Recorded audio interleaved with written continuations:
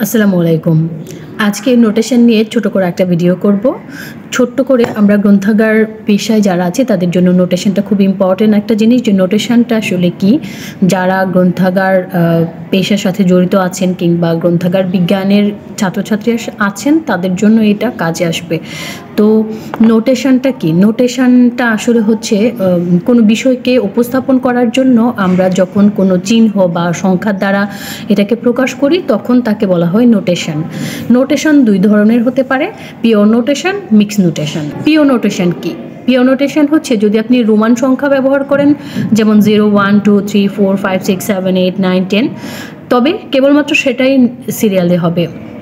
আর যদি লেটার ব্যবহার করেন, নিউমেরিক্যাল লেটার ব্যবহার করেন, যে এ বি সি ডি এভাবে যদি ব্যবহার করেন তাহলে সেটা সিকোয়েন্সে এ বি সি ডি হবে, এখানে কোনো নাম্বার অ্যাড হবে না। আর মিক্স নোটেশন হচ্ছে যে এমন একটা নোটেশন যেখানে হচ্ছে লেটার এবং নাম্বার বা বিভিন্ন রকমের সিম্বলের সমন্বয়ে এটা তৈরি করা হয়। যেমন হতে পারে যে QC1 এর মানে কি জানেন? QC1 লাইব্রেরি সায়েন্সে যারা রিলেটেড আছেন তারা বুঝতে পারবেন, এটার মানে হচ্ছে পিরিয়ডিক্যালসকে রিপ্রেজেন্ট করা হচ্ছে এই QC1 দিয়ে। তো এটা কিন্তু একটা মিক্স নোটেশন। এই নোটেশনটা দেখলেই বুঝতে পারবেন যে এটা পিরিয়ডিক্যালসের জন্য ব্যবহার করা হয়েছে।